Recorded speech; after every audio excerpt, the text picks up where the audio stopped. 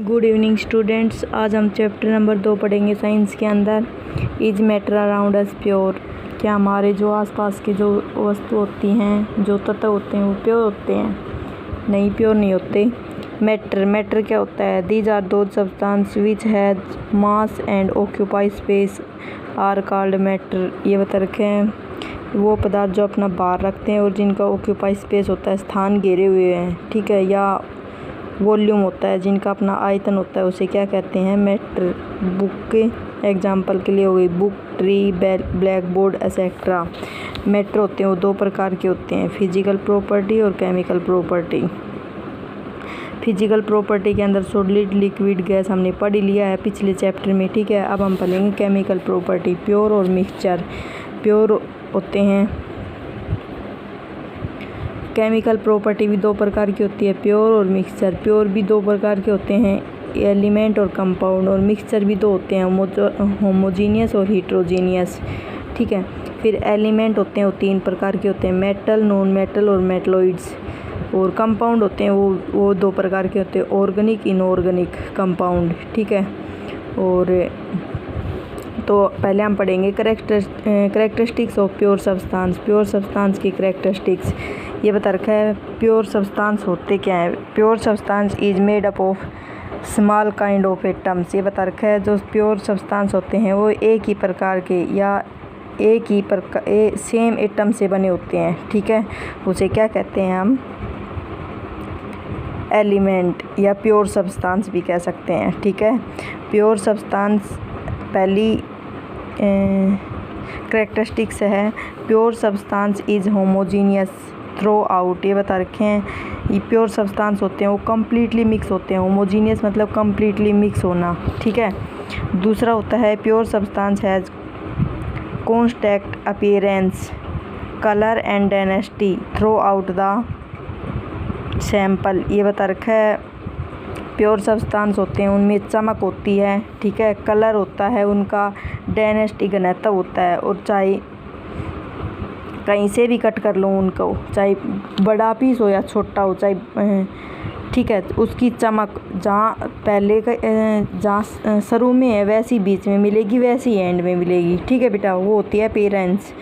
ए pure substance है definite melting point and boiling point. ये बता रहे प्योर सब्सटेंस होता है उसका निश्चित बॉइलिंग पॉइंट होता है और निश्चित ही मेल्टिंग पॉइंट होता है, ठीक है। मेल्टिंग पॉइंट और बॉइलिंग पॉइंट क्या होते हैं मैंने आपको बता ही दिया था। जिस टेम्परेचर से वो गर्म हो रहे हैं वो तो बॉइलिंग पॉइंट, और मेल्टिंग पॉइंट जिस टेम्परेचर से वो मेल्ट हो रहे हैं, ठीक है, उसे मेल्टिंग पॉइंट, ठीक है बेटा। नेक्स्ट है type of pure substance. Pure substance होते हैं वो भी दो प्रकार के होते हैं, एलिमेंट और कंपाउंड। एलिमेंट क्या होते हैं? It is a pure substance that can not be broken down any simple chemical substance by physical और chemical means and is made up of atom of the same type. ये बता रखे हैं same ही type के जो atom से बने हो, ठीक है, सेम काइंड ऑफ एटम से बने हो, उसे क्या कहते हैं हम? एलिमेंट, ठीक है। और एलिमेंट होते हैं उनको बेटा हम किसी भी फिजिकल या केमिकल सब्सटेंस के द्वारा नहीं ब्रेक डाउन नहीं कर सकते, ठीक है। Type of element. एलिमेंट होते हैं वो तीन प्रकार के होते हैं, मेटल, नॉन मेटल और मेटलॉइड्स। पहला है metal. These are those substance which has conduct heat and electricity are called metals. Example हो गए iron, silver, golden, copper etcetera. ये बता रखे ऐसे सब्सटेंस जो हीट और इलेक्ट्रिसिटी को कंडक्ट करे, कंडक्ट मतलब उनको पास करवाएं, ठीक है, उसको क्या कहते हैं हम? Metal. Characteristics of metal. Metal की करेक्टरिस्टिक्स क्या क्या हैं? Metal are generally solid but mercury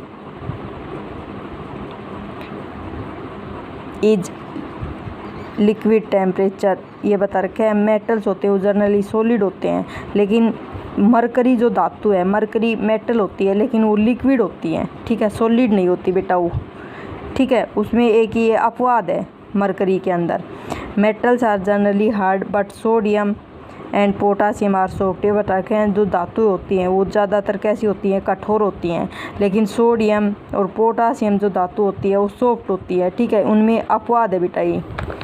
next है metal have lustre surface. Metals होते हैं वो चमकदार होते हैं। ठीक है, चमक होती है उनके अंदर। Metals are malleable that is they can be hammered in the thin sheet. ये बता रखे हैं मेटल्स को जब हैमर्ड हथौड़े से कुटा जाता है, ठीक है, तो वो थिन पतली पतली शीट में कन्वर्ट होता है। ठीक है बेटा।